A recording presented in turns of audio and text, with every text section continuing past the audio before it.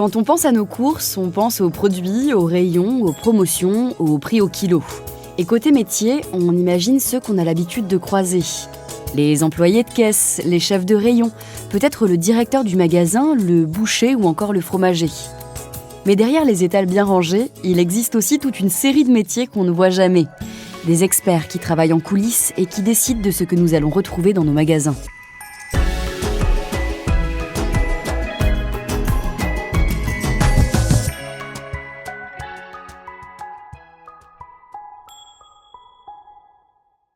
Selon la Fédération du commerce et de la distribution, les grandes surfaces et les magasins de proximité en France représentent plus de 30 000 points de vente et 640 000 emplois.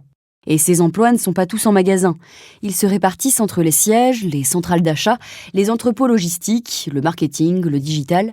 Pourtant, cette diversité est méconnue. On réduit souvent ce secteur à ses métiers les plus visibles, alors que c'est un véritable écosystème professionnel.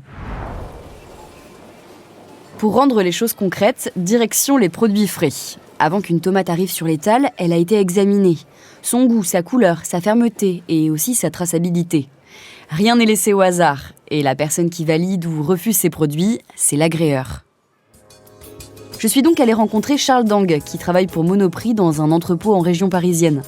Ce qui est intéressant, c'est que son expérience s'est construite sur le terrain, en magasin pendant près de 10 ans. Un parcours précieux pour comprendre les enjeux très concrets du rayon. Pour commencer, si vous deviez expliquer votre métier à quelqu'un qui n'en a jamais entendu parler, que vous diriez-vous ? Que mon métier est très intéressant et il consiste à contrôler la qualité des fruits et légumes. Enfin, est-ce que pour vous c'est un métier qu'on choisit ou qu'on découvre un petit peu par hasard ? Comment vous vous êtes retrouvé ici ? En fait, j'ai un parcours atypique parce que je ne viens pas directement d'une école d'agroalimentaire. Moi, je suis issu d'un bac pro commerce et services déjà à la base. J'ai commencé en tant que responsable fruits et légumes, ensuite réception et j'ai fini à l'agrégage. Voilà.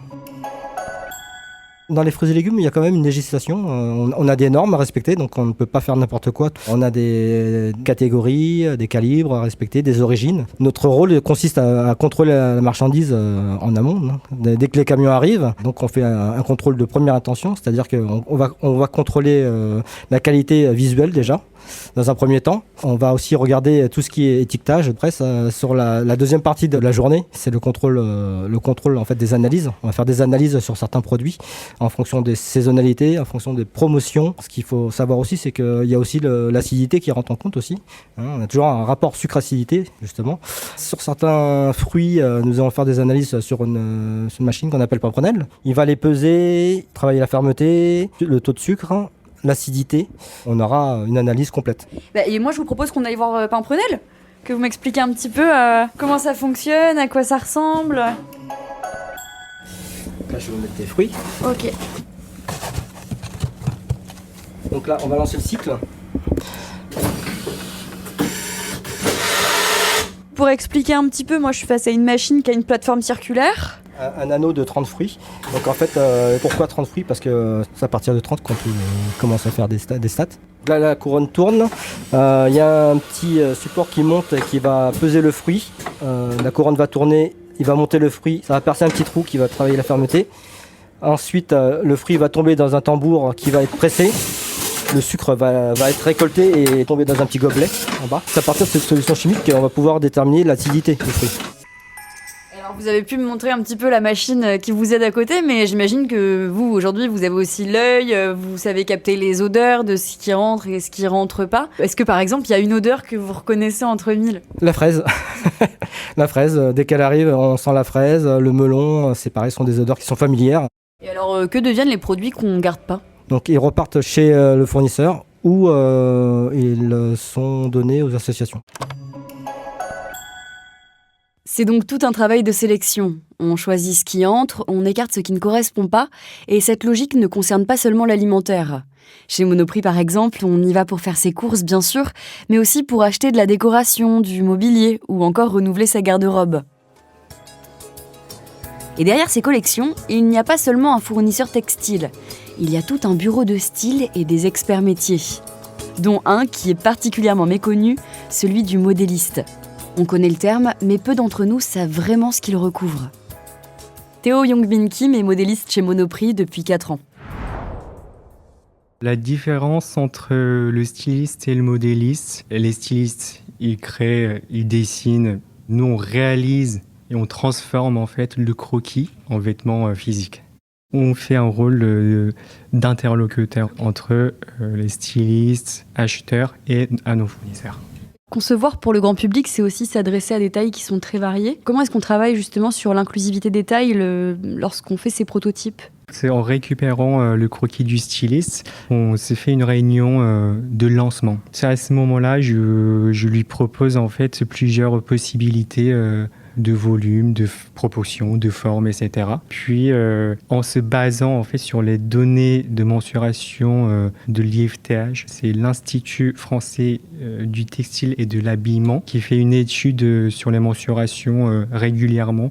On fait une espèce de normalisation aussi. C'est-à-dire, en recevant notre premier prototype, on fait chaque semaine un essayage avec un mannequin vivant qui a le tour de poitrine, taille, bassin qui correspondent bien en fait. Comme ça, on ajuste pour le grand public. Puis j'imagine qu'aussi du coup il y a la notion de mouvement que vous trouvez peut-être pas forcément sur les mannequins en plastique ou en bois. C'est vrai que pour moi, le métier modéliste, c'est un métier très technique qui n'est pas visible en fait. Même sans notre travail, les vêtements sont portables en fait.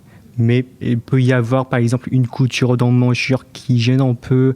Nous, on sait d'où ça vient ce genre de problème. On a juste tout ce genre de petites gênes pour qu'il soit confortable le vêtement. Et au quotidien, en fait, jusqu'où va la déformation professionnelle ? Je pense que tous les modélistes, toutes les modélistes sont comme moi. Enfin, je regarde tout le monde. J'aime bien en fait penser aux solutions qui peuvent être améliorées, etc. au quotidien. Nous, on n'habille pas que les mannequins.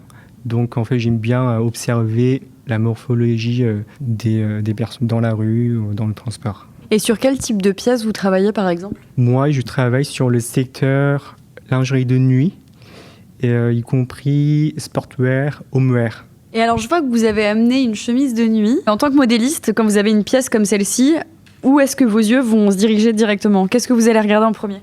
Alors, sans être porté, je vois déjà en fait l'aspect, le rendu, c'est-à-dire les détails de qualité. La piqûre, est-ce qu'elle est régulière ou est-ce qu'il y a des déformations de la forme du col, etc. Globalement, sur les vêtements, sur le pantalon, sur les chemisiers, en fait, je donne un peu plus d'aisance. Je pense que c'est le rôle de notre mannequin cabine. Le moindre commentaire sur le confort de ses ressentis, c'est très très important. On essaie nos produits aussi au bureau, sur nos collègues. Vous baladez tous en chemise de nuit. Oui, ça arrive.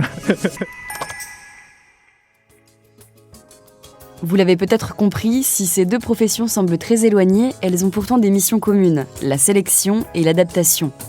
Faire en sorte que le produit qui arrive au consommateur, qu'il s'agisse d'une pomme ou d'un pull, corresponde au mieux à ses attentes. Sans même qu'on s'en rende compte, ils influencent nos choix.